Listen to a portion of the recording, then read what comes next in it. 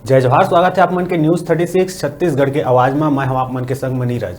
खबर छत्तीसा में आगू बढ़बो और बात करबो सिमगा के। सिमगा नगर प्रदेश कांग्रेस के सह प्रभारी चंदन यादव के आगमन में युवा कांग्रेस एनएसयूआई बाइक रैली निकाल के स्वागत करीस। सह प्रदेश प्रभारी चंदन यादव और ब्लॉक कांग्रेस कमेटी के पदाधिकारी और कांग्रेस कार्यकर्ता ले विश्राम गृह सिमगा में मुलाकात कर चर्चा करे गई। साथ में सिमगा ब्लॉक एनएसयूआई शहर के कार्यकारिणी की नियुक्ति भी करे गई। कार्यक्रम में उपस्थित कैबिनेट मंत्री शैलेश नितिन त्रिवेदी, हितेंद्र ठाकुर, सुनील माहेश्वरी, रामविलास साहू, रमेश गितलहरे, के नायक, सुशील शर्मा, भागवत सोनकर के संग सैकड़ों के संख्या में कार्यकर्ता मन उपस्थित रही।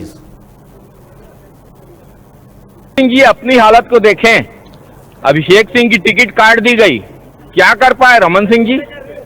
रमन सिंह जी भले ही भाजपा के राष्ट्रीय उपाध्यक्ष हैं, लेकिन उनको न किसी चुनाव में पूछा जाता, न किसी राज्य में चुनाव प्रचार के लिए बुलाया जाता। 15 साल छत्तीसगढ़ की जो दुर्दशा हुई है रमन सिंह जी के शासनकाल में, भ्रष्टाचार, कमीशन खोरी, जीरम, अखोड़वा कांड, नसबंदी कांड, ये अभी छत्तीसगढ़ के लोग भूले नहीं हैं। रमन सिंह जी कांग्रेस की आलोचना केवल घर में बैठ के टेबल पे बयानबाजी कर रहे हैं। वास्तव में चुनाव हारने के बाद उनका जनता से संपर्क पूरी तरीके से टूट गया है।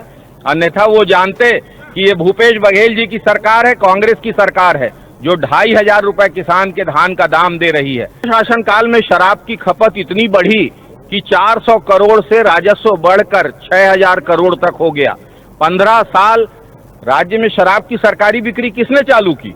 भारतीय जनता पार्टी की रमन सिंह सरकार ने। रमन सिंह जी कहते थे कि चाहे सत्ता चली जाए लेकिन मैं शराबबंदी करूंगा। सत्ता तो चली गई लेकिन रमन सिंह ने शराबबंदी नहीं की।